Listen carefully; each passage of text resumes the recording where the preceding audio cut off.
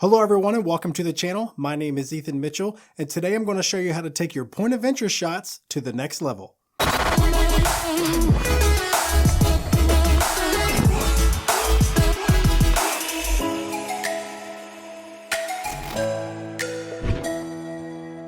Hey guys, welcome back.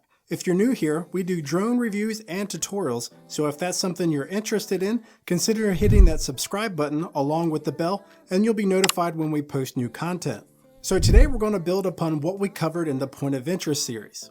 If you'd like to go back and check out those videos, I've left a link in the description. Today we are going to create a shallow depth of field effect by creating background blur to our point of interest shots. With a standard camera, this is done with aperture and focal length, but most drones have a fixed aperture and the lens is set to infinite focus.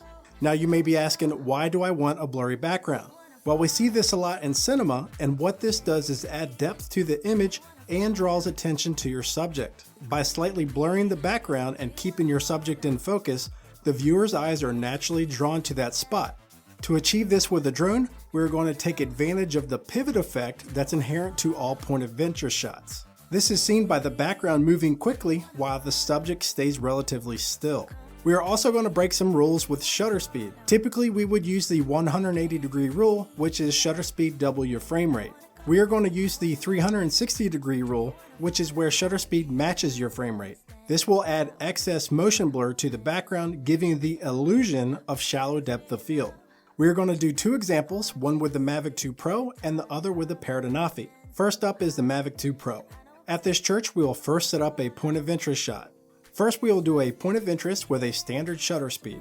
Here I'm using 24 frames a second with the shutter speed at 1/60th of a second, which is a little fast but close enough for our needs. So pay attention to the background. We can see as the drone moves around, everything stays in focus.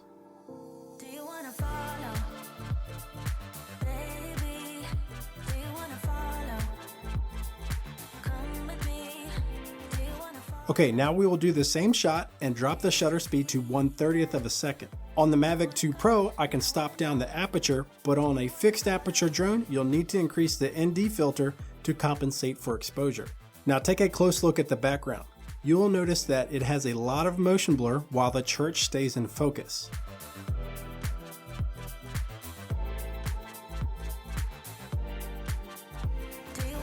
Let's take a look at them side by side. The effect is subtle, but I think it really adds a lot of depth to the shot. Okay, let's take a look at the Anafi, which has a fixed aperture. Let's fly out to this lighthouse and set up a point of interest shot using touch fly.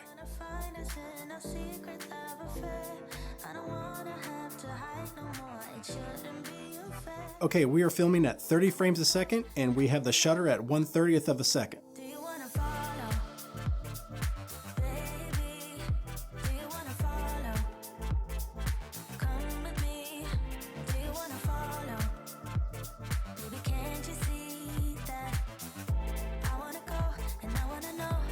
You can see that this really adds a lot of motion blur to the background, giving a shallow depth of field effect.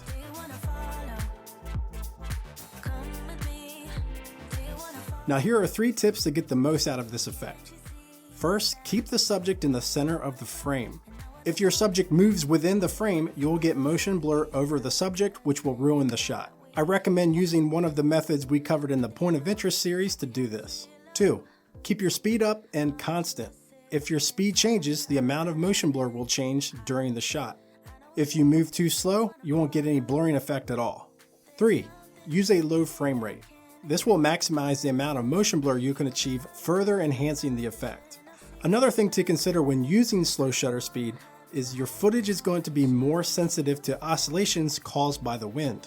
So give this a try on a calm day and you will have better results. So there you have it guys, a shallow depth of field effect with a drone. I really like using this and it really adds a lot of depth to your point of interest shots. So give it a try and let me know what you think. As always, thanks for watching, and if you like this video, please give it a thumbs up. And if you'd like to see more videos like this, please subscribe and click the bell for notifications. Have a great day and we'll see you next time.